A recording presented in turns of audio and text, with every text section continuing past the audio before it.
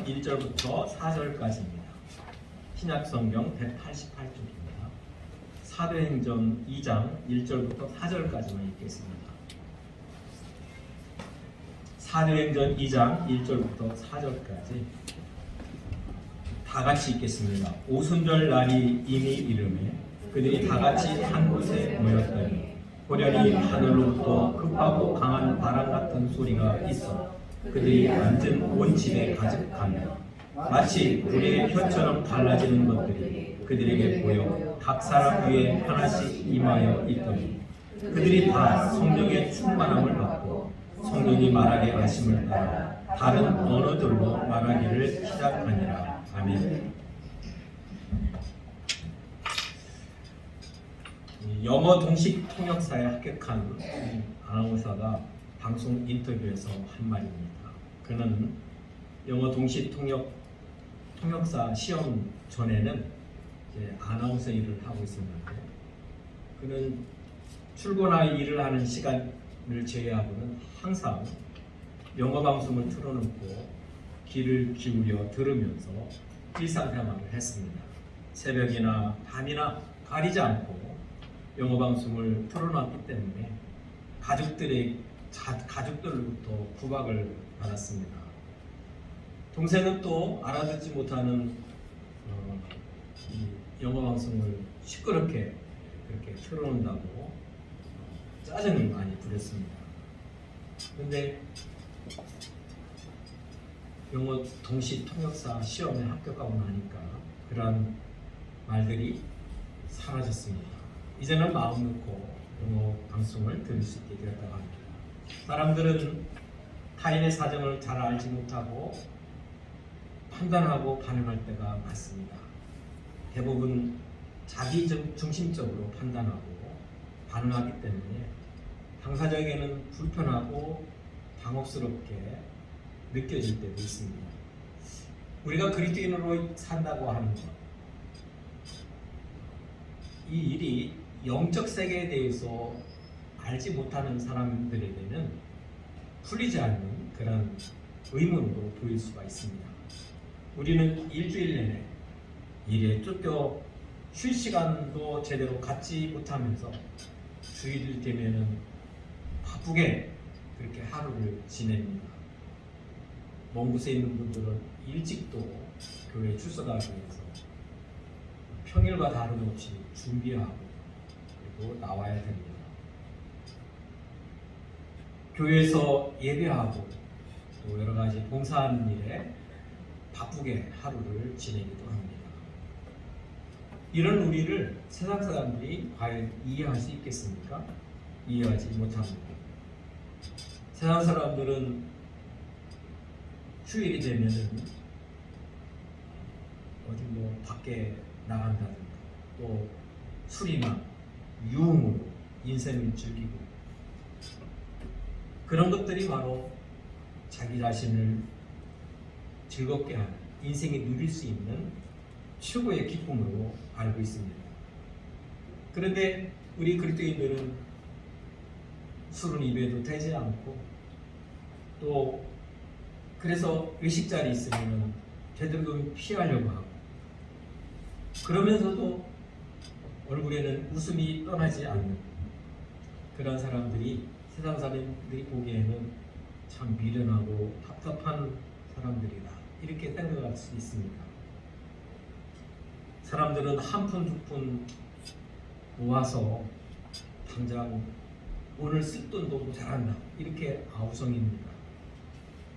그리고 한 푼 두 푼 열심히 모아야 노후에 그래도 잘 살 수 있지 않겠나 해서 그렇게 하루하루를 살면서 돈이 모자란다 그렇게 소리칩니다. 그런데 예수 믿는 사람들은 11조도 내고 감사도 내고 또 때로는 특별헌금도 내고 그것이 정말 아깝지도 않은지 그 사람들이 보기에는 버는 족족 교회에다 다 갖다 바친다 그렇게 생각하면서 이 예수 믿는 사람들은 미쳤다 그렇게 말하기도 합니다. 그들은 하나님의 나라의 기쁨을 알지 못합니다. 하나님의 백성이 누리는 안정감과 평안함, 세상 사람들은 도저히 경험할 수 없습니다. 하나님 나라에서의 계산 방식은 성령의 충만함을 받지 않은 사람들은 알 수도 없고 이해할 수도 없습니다. 영적 무지는 영적인 복에 대해서 때로는 조롱거리로 만들고 맙니다. 전도의 어려움 중에 우리가 이제 호소하고 있는 것 가운데 하나가 우리가 전도했을 때 전도를 받는 사람들의 반응 때문입니다. 대부분의 그리스도인들은 이 전도할 때 상대의 판단과 그가 보일 반응 때문에 전도하는 것 자체를 두려워합니다. 그런 생각 때문에 아예 전도를 시도하지도 않습니다. 세상 사람들이 예수 그리스도의 죽음과 부활에 대한 메시지를 들었을 때 전도자가 불편한 그런 반응을 보이기 때문입니다. 그리고 그것은 당연합니다. 왜냐하면 그들은 아직 영적 세계에 대한 지식이 아무도 없기 때문입니다. 그러나 사도행전에 등장하는 전도자들은 세상과 세상 사람들의 반응을 염려하거나 두려워하지 않았습니다. 전도자들은 무조건적으로 예수 그리스도의 죽으심과 부활을 증거했습니다. 그들은 전도는 전적인 성령의 역사로 열매 맺음을 알고 있었기 때문입니다. 예수님께서 약속하신 대로 성령님이 강림하셨습니다. 모일 때마다 오로지 기도에 힘써 그 사람들은 권능을 받았습니다. 성령을 충만하게 받고 하나님과 예수님의 능력과 성령의 힘을 받았으니 그들에게 그 어느 곳인들, 그 누구인들 두려울 자가 두려운 것이 없었습니다. 오늘 우리는 사도행전 2장에 있는 이 말씀을 보면서 성령의 충만을 받은 그러한 사도들, 제자들이 어떠한 일을 했고 그리고 그들로 인해서 어떠한 일이 벌어졌는지를 한번 살펴보면서 저와 여러분도 사도행전 2장에 나타난 이러한 놀라운 역사를 경험할 수 있기를 축복합니다. 그리고 우리 교회도 사도행전 2장에서 나타나고 있는 성령의 놀라운 역사, 성령의 권능이 우리 교회에서도 일어날 수 있기를 축복합니다. 여러분도 그렇게 기대할 수 있기를 바랍니다. 성령의 충만을 받아 오늘 우리가 이 2장에 보면 어떤 일이 일어났었느냐? 우리 한번 따라합니다. 다른 언어들로 말하다. 다른 언어들로 말하다. 네, 다른 언어들로 말했습니다. 옛날 성경에는 이 방언으로 말했다 이렇게 나옵니다. 우리 이제 2장에 방언이라는 말도 나오는데 제가 여기에 대한 해석을 구태여 할 필요가 없습니다. 이거는 각 나라의 언어입니다. 우리나라의 언어는 뭐죠? 한글이죠. 일본 사람들이 일본말을 합니다. 그 다음에 중국 사람들은 중국말을 하고 바로 그 언어를 얘기합니다. 성령의 충만을 받은 제자들이 바로 다른 나라의 말을 하게 됐다는 뜻입니다. 제가 이 사도행전 2장을 볼 때마다 그런 생각을 해요. 우리나라 사람들이 특히 외국어에 대한 관심이 참 많죠. 그리고 현대는 글로벌 시대라고 해서 한국에서만 하는 게 아니죠. 여행 갈 때도 그렇고 또 다른 나라에 가서 아예 취직을 하는 사람도 많습니다. 그러다 보니 세계 많은 나라의 언어들이 필요하죠. 특히 아마 세계 공용어라는 영어에 대한 그런 열정이 대단합니다. 영어에 대해서 영어 때문에 아마 이 들어가는 돈이 정말 많이 듭니다.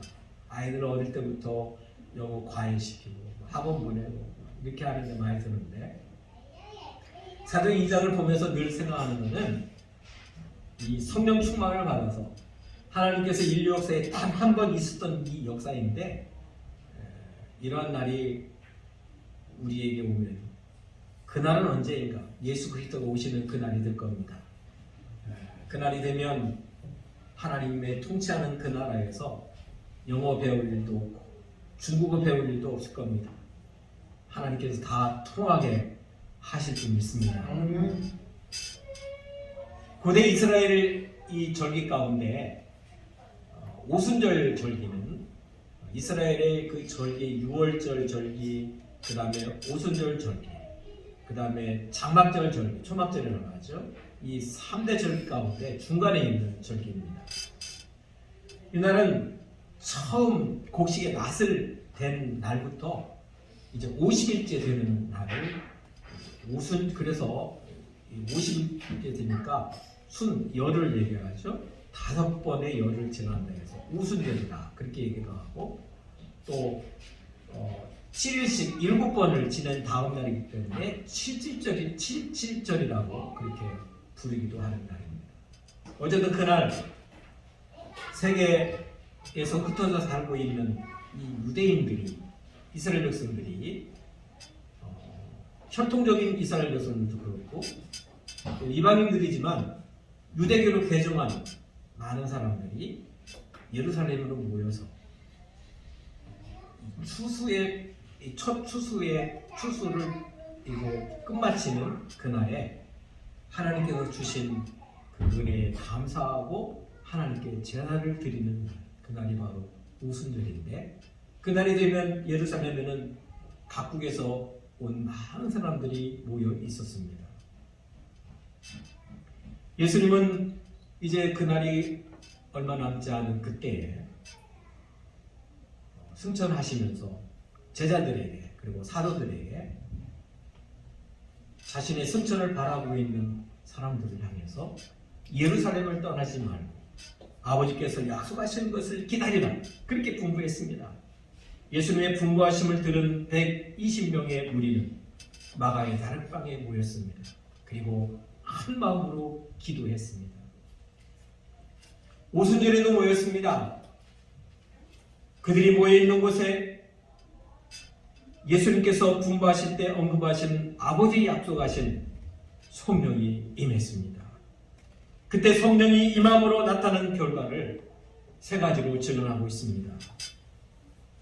오늘 우리 읽은 사도행전 2장에 보면 2절에 보면 호련히 하늘로부터 급하고 강한 바람 같은 소리가 있어 그랬습니다. 하늘로부터 급하고 강한 바람 소리가 있었습니다. 하늘로부터 소리가 들렸는데 그 소리가 마치 강한 바람이 으르렁거리는 소리와 같았다는 말입니다. 모세가 시내산에 있을 때 하나님께서 그곳에 나타나셨습니다. 현현하셨다고 그렇게 얘기하는데 그곳에 임재하셨는데 그때도 우레와 큰 나팔소리가 들렸다 그렇게 얘기합니다. 성령 하나님께서 바로 이 마가의 다락방에 임재하셨다고 하는 그런 상징적인 표현입니다. 두 번째로 마치 불의 혀처럼 갈라지는 것들이 그들에게 보였습니다. 여기에서 혀는 언어를 얘기합니다. 다른 나라의 언어들을 말합니다. 바로 성령이 충만하게 임할 때 거기에 모인 120명의 사람들에게 각 나라의 말이 임했다 그런 뜻입니다. 다시 말하면 그 사람들에게 각 나라의 언어로 말할 수 있는 능력이 내리고 있다 그런 뜻입니다. 세 번째, 그들이 다 성령의 충만을 받고 이제는 다른 언어들을 말하기 시작했습니다. 성령이 임하면 능력을 힘입고 성령이 임하면 권능을 받는다. 이 예수님의 약속이 바로 그때 일어나게 됐습니다. 다락방에서는 성령이 임한 증거로 오순절을 지키기 위해 예루살렘에 모인 세계에 흩어져 살고 있던 많은 유대인들과 유대교로 개종한 이방인들이 사용하는 그 언어로 제자들이 말하기 시작했습니다. 성령의 충만을 받은 사도들과 제자들은 각국의 말로 말했습니다.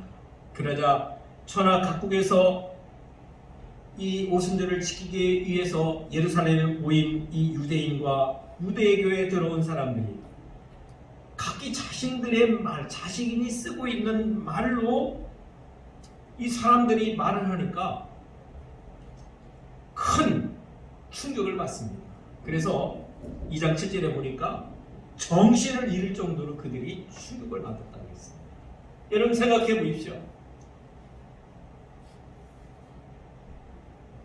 아니 이곳에 그곳에는 대부분이 당시에는 아람어를 사용했습니다. 이스라엘 땅에 있던 사람들은. 근데 여기에 모인 사람들은 아람어를 사용하는 게 아니고 여러 가지 자기 나라에 쓰는 말을 사용하고 있는 사람들. 그냥 단순히 그들은 예루살렘에 오순절을 지키기 위해서 왔을 뿐입니다. 우리가 마치 다른 나라에 여행하듯이 그냥 그곳에 갔을 뿐입니다. 그런데 그곳에도 자기가 쓰는 이 말소리가 나는 것, 자기 언어가 이 제자들에 의해서 말해주고 있는 겁니다. 그러니 얼마나 놀랐겠습니까?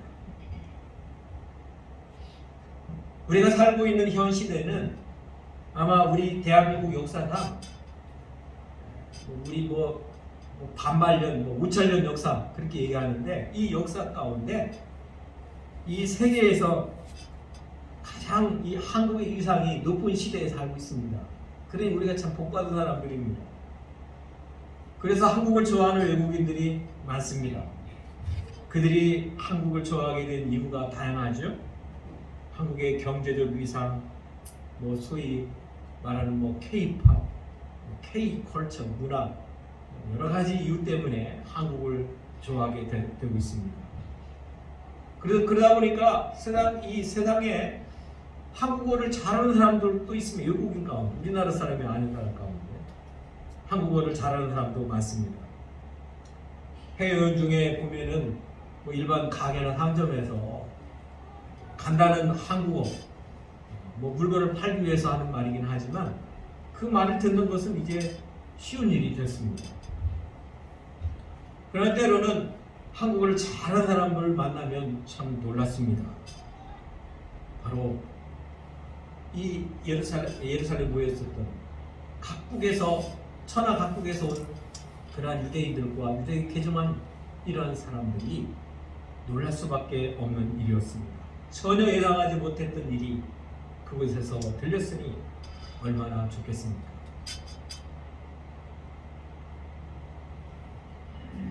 그들은 성령의 충만을 받고 자신들이 쓰는 언어로 말하는 이 제자들을 보면서 두려움까지 느끼게 됐습니다. 그들이 놀란 이유가 또 하나 있습니다. 2장 7절에 보면 다 놀라 신기하게 여겨 이르되 보라 이 말하는 사람들이 다 갈릴리 사람이 아니냐.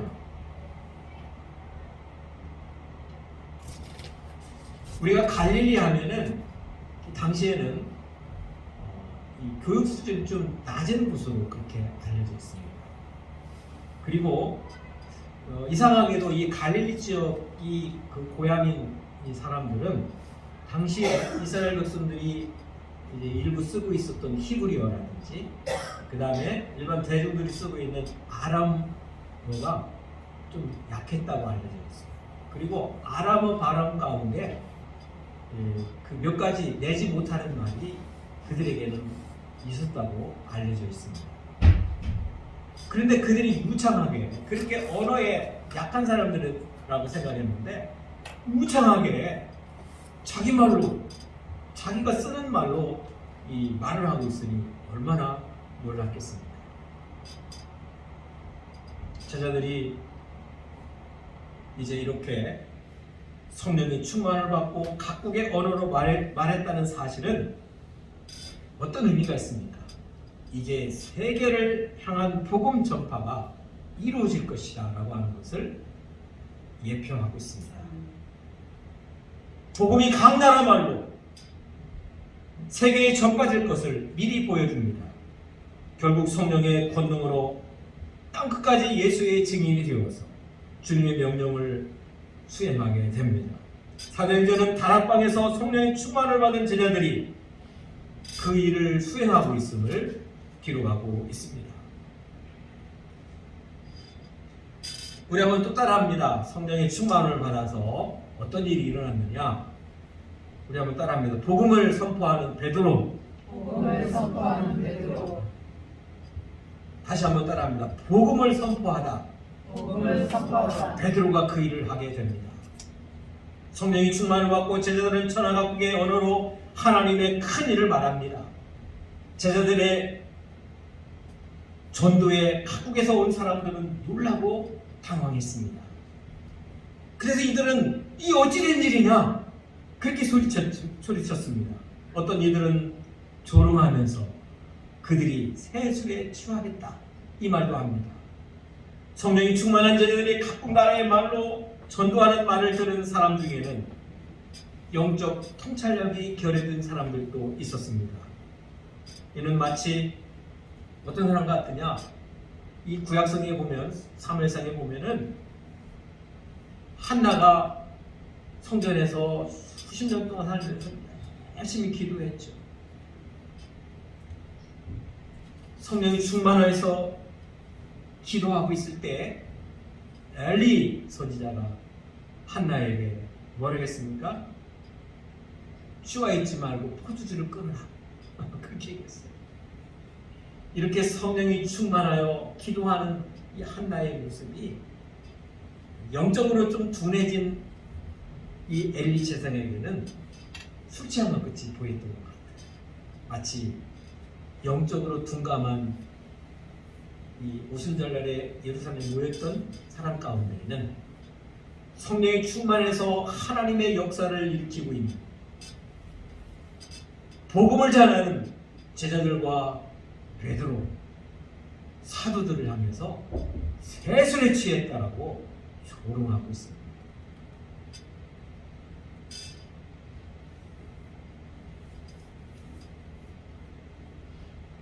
바로 그들은 제자들이 외국어를 하는 것을 보고 자신들이 이해할 수 없는 일이었기 때문에 술에 취했다고 그 일을 깎아내리고 있습니다. 아마도 성령이 취한 사람들은 그 일을 보면서 어떻게 하겠습니까? 성령의 역사를 알고 영적 의미를 아는 사람들은 아마 그곳에 엎드려 같이 기도하든가 그들이 일으키고 있는 이 역사를 칭송했을 겁니다. 그러나 영적 무지한 사람들은 성령의 역사를 알지 못하기 때문에 그 일을 폄하하고 있습니다. 성령의 충만을 받은 베드로가 성령 강림은 하나님의 약속의 성취라고 말하고 있습니다. 베드로는 가장 먼저 영적 체험이 없어서 성령의 충만함을 세술에 취했다고 조롱하는 사람들에게 설명하고 있습니다. 너희들이 바로 이 성령이 충만한 이 일에 대해서 그리고 그 성령이 충만해서 하는 이 제자들을 보면서 세술에 취했다고 하는데 이 성령의 충만한 임재는 성령의 임재는 이미 하나님께서 선지자를 통해서 약속하신 것이다. 그렇게 강조해서 말합니다. 베드로는 요엘 선지자를 통해서 예언한 요엘서 2장 28절 30절에 있는 이 말씀을 인용해서 바로 이 나라의 성령 강림은 하나님께서 미리 수백 년 전에 약속하신 것이다 라고 말하고 있습니다. 베드로는 얘기합니다. 말세에는 모든 사람에게 성령을 부어주어 자녀들은 예언하고 젊은이들은 환상을 보고 늙은이들은 꿈을 꾸리라. 그때 하나님의 영을 남종과 여종들에게 부어 그들이 예언할 것이다. 또 하늘에서는 기사를 땅에서는 징조를 베푸는데 곧 피와 불과 연기로다. 베드로는 요엘 선지자가 예언한 말씀을 그대로 선포했습니다.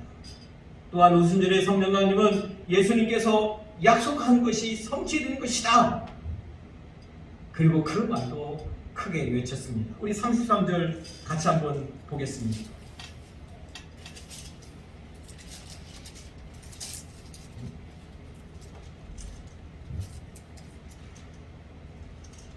(33절이) 있습니다. 하나님이 오른손으로 예수를 높이시매 그가 약속하신 성령을 아버지께 받아서 너희가 보고 듣는 이것을 부어주셨느니라. 아멘. 바로 이날에 다락방에 임한 이 성령님은 예수님께서 우리에게 약속하신 것, 하나님이 주시마 약속하신 것을 예수님이 받아서 우리에게 보내신 성령님이시다. 그렇게 외치고 있습니다. 그러므로 성령의 충만함을 표현한 자신들의 모습은 조롱받을 일이 아니라 이미 하나님께서 예정하신 일이다. 그렇게 선포했습니다. 또 베드로는 복음을 선포합니다. 그가 전한 복음은, 그 복음의 핵심은 예수님의 죽음과 부활입니다.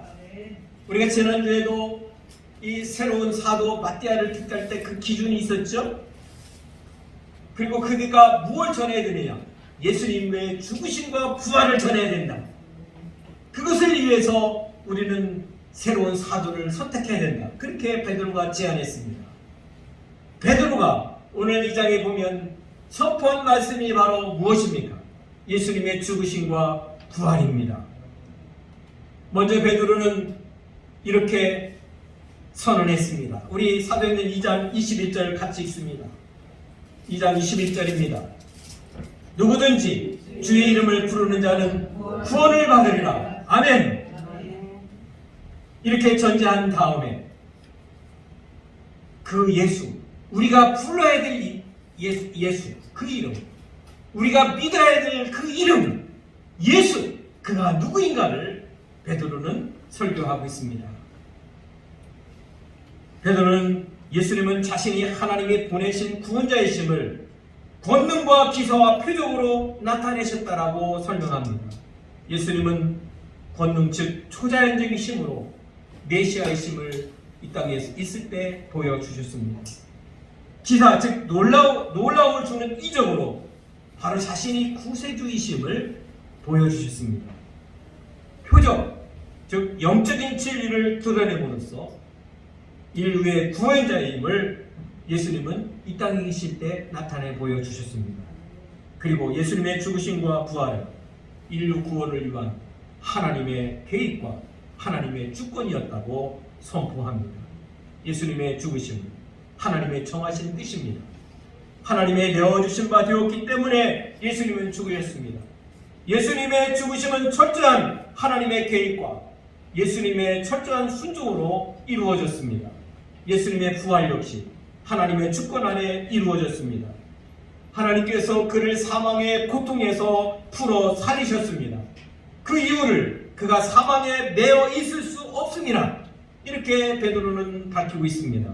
예수는 십자가의 죽으심으로 인류 구원을 위한 하나님의 뜻을 이루었습니다. 그러나 그는 영원히 죽음의 권세 아래 놓일 수 있는 존재가 아닙니다.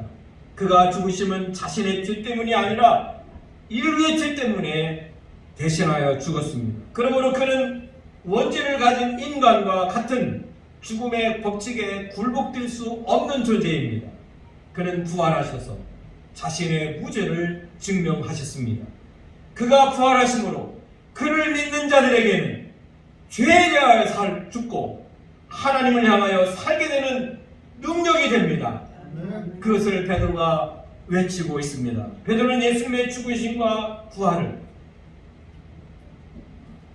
우리 생각보다 수천 년 전에 존재했던 다윗도 증거했노라고 설명하고 있습니다. 우리가 사도행전 2장 25절 30절에 보면 바로 그 얘기가 계속 설명되고 있습니다. 이것은 다윗 왕도 우리의 이스라엘 민족의 위대한 왕 다윗도 예수님의 죽으심과 부활을 증거했노라고 그렇게 설명하고 있습니다. 바로 그것은 하나님의 뜻이었고 그리고 그 뜻대로 다윗이 예수님의 죽으심과 부활을 증거했노라고 주장하고 있습니다. 그는 너희가 십자가에 못 박은 이 예수를 하나님이 주와 그리스도가 되게 하셨느니라. 이렇게 그 설교의 끝을 맺고 있습니다. 바로 베드로가 선포한 복음은 예수님의 죽으심과 부활입니다. 여러분도 이 복음을 세상을 향해서 선포할 수 있기를 축복합니다. 우리 한번 따라합니다. 날마다 부흥하는 교회, 날마다 부흥하는 교회, 성령의 충만을 받고 나니까 교회가 세워졌고 그 교회는 날마다 부흥한 줄 믿습니다. 예루살렘 거리에서 베드로의 설교를 들은 사람들은 마음에 찔려 베드로와 다른 사도들에게 형제들아 우리가 어찌할꼬 그렇게 묻습니다. 베드로는 그들 향해서 너희가 메시아이신 예수를 십자가에 못 박았다. 그렇게 그들을 꾸짖습니다. 성령의 충만을 받은 베드로의 설교는 유대인들의 마음을 흔들었습니다. 자신들이 그토록 대망하던 메시아를 우리가 죽였구나 하는 그 사실에 후회와 절망감에 사로잡혀서 마치 그들의 마음이 창에 찔린 듯이, 창에 찔려서 관통한 듯이 어찌할 바를 몰랐습니다. 그들 가운데는 다락방에서 성령의 충만함을 받은 사도와 제자들에게 세순에 취했다 이렇게 조롱하던 사람들도 있었습니다. 그런데 그들은 한결같이 이제는 베드로의 이 예수에 대해 예수가 증언하는 복음을 듣고 그들이 마음에 찔려서 회개하면서 우리가 어찌할꼬 이렇게 외치면서 그리고 그들을 향해서 부르는 호칭도 달라졌습니다. 전에는 이들이 갈릴리 사람이 아니라 그들을 비하하는 그러한 표현도 썼는데 여기 보면 이들은 뭐라고 부릅니까? 형제들이라고 부릅니다. 하나님께서 베드로의 설교를 들을 때 그들의 마음에 강한 회개의 마음을 주셨습니다. 그들은 사도들에게 진정으로 도움을 청합니다. 내가 어찌하여야 구원을 얻을 수 있습니까? 우리가 어찌할까? 이 얘기는 그러면 우리가 어떻게 해야 구원을 받을 수 있겠습니까? 라고 하는 간청인 줄 믿습니다. 그들의 완고한 마음이 하나님의 역사 가운데 찔림을 받아서 흔들렸고 충격적이었고 그들은 회개하면서 구원의 길을 묻고 있습니다. 여러분 이것이 하나님의 말씀의 능력인 줄 믿습니다. 하나님의 말씀은 죄를 깨닫게 합니다. 히브리 4장 12절 13절에 보면 그래서 하나님의 말씀은 좌우에 날선 어떤 것보다 예리하여 인간의 영과 혼과 및 관절 불수를 찔러 쪼개기까지 합니다. 하나님은 사람의 생각과 뜻을 모두 알고 계시기 때문에 만물이 그 앞에 벌거벗은 것 같이 드러나게 됩니다. 베드로는 회개하고 예수 그리스도의 이름으로 세례를 받고 죄사함을 받으라 성령의 선물을 받으리라 그렇게 답을 합니다. 그리고 구원의 약속이 하나님이 부르시는 자들에게 주어졌다고 약속합니다. 베드로의 말을 받고 놀라운 일이 생겼습니다.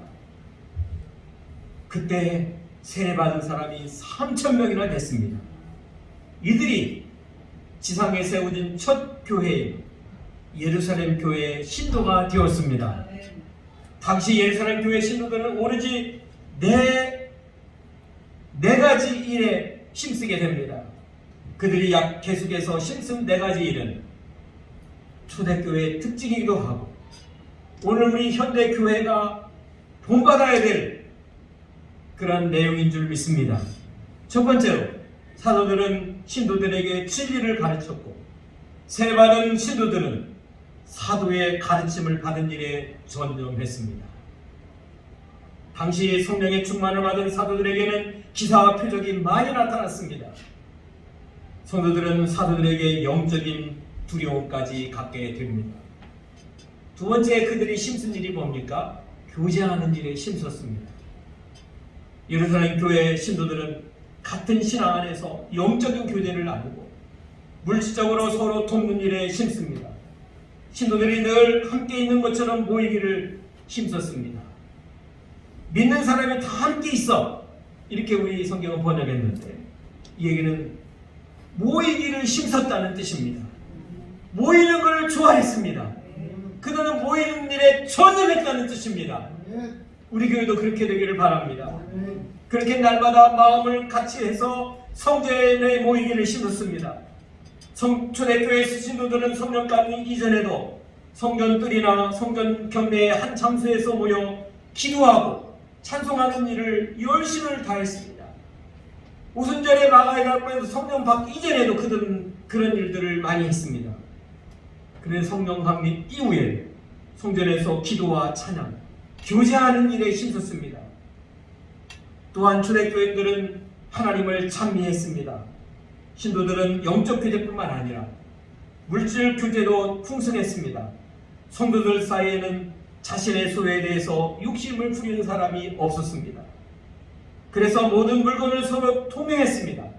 많은 사람들이 자신의 재산과 소유를 팔아 각 사람의 필요를 따라 나눠줬습니다. 이 일은 자발적으로 계속해서 일어났습니다. 받는 사람들은 기쁨과 감사로 받았습니다. 셋째로, 성도들이 모일 때마다 떡을 떼는 일을 했습니다. 떡을 떼는 일은 단순한 식사가 아니라 성찬을 의미합니다. 초대교회 성도들은 모일 때마다 먼저 기본적인 식사를 나누고 예수님의 가르침을 따라서 예수님의 죽으심을 기념하는 성만찬 의식을 행했습니다. 네 번째로, 이들이 열심을 했던 게 뭡니까? 전념했더니 뭡니까? 기도에 힘썼습니다. 기도는 그래서 이 초대교회 성도들로 하여금 역동적인, 그야말로 모든 일에 적극적이고 교회를 섬기고 기도하는 일에, 전도하는 일에 적극적으로 나설 수 있게 하신 줄 믿습니다. 초대교회 성도들은 또한 도덕적으로도 뛰어났습니다. 그래서 온 백성들에게 칭송을 받았습니다. 그 결과 교회는 구원받은 사람들이 날마다 더해져 가고 있었습니다. 사람들이 수시로 회개하고 이 교회에 들어오게 되었습니다. 주께서 구원받은 사람을 날마다 더하게 하시니라. 오늘 우리 교회를 통해서도 이러한 놀라운 역사가 일어나기를 축복합니다. 우리가 이 오순절 이 교회는 우리가 배워야 할 점이 참으로 많습니다. 교회의 기초는 예수님과 성령이십니다. 베드로의 설교를 듣고 회개하여 예수 그리스도의 이름으로 세례를 받고 죄사함을 받은 자들의 모임, 그것이 바로 초대교회입니다. 성령의 충만을 받은 베드로는 설교했습니다. 그 설교의 내용은 바로 예수님이었습니다. 우리 교회도 그 기초가 예수님을 선포하는 그런 교회가 되기를 바랍니다. 또 성령께서 크게 역사하는, 성령의 권능이 늘 함께하는, 그래서 그 권능을 힘입고 나가서 예수를 증거하는 교회가 되기를 축복합니다. 또 이 초대교회 특징이 뭡니까? 계속 성장입니다. 지속적으로 성장해야 됩니다. 영적 성장과 양적 성장이 병행했습니다. 초대교회 성도들은 모이기를 힘썼습니다. 그들은 사도들의 가르침을 전심으로 받았고 성도의 교제와 성찬과 기도를 힘썼습니다. 이와 같은 영적 성장 외에 양적 성장도 경이로울 정도였습니다. 여러분, 베드로가 설교했을 때 3,000명이 회개하고 세례를 받았습니다. 그들이 다 예루살렘 교회의 신도가 됐습니다. 이전에는 120명 정도 모였습니다. 근데 몇 명 했습니까? 3,120명이 됐습니다. 놀라운 부흥인 줄 믿습니다. 그리고 그뿐만 아니라 날마다 주께서 믿는 이들을 그곳에 더하게 하셨습니다. 참으로 부럽습니다. 놀라운 역사가 우리 교회에도 임하기를 축복합니다. 그리고 저와 여러분을 통해서 하나님은 그 일을 하실 줄 믿습니다. 또 삶의 열매가 있었습니다. 모든 사람에게 칭찬을 받았습니다. 예루살렘 교회 성도들은 개인적 욕심을 부리지 않고 모든 물건을 통용했습니다. 영적으로 바르고 도덕적으로 흠이 없어서 사람들에게 칭찬을 받았습니다. 이 시대 하나님께서 예수 그리스도의 피값을 주고 세우신 이 안디옥 교회가 예수를 증거하는 교회가 되기를 바랍니다.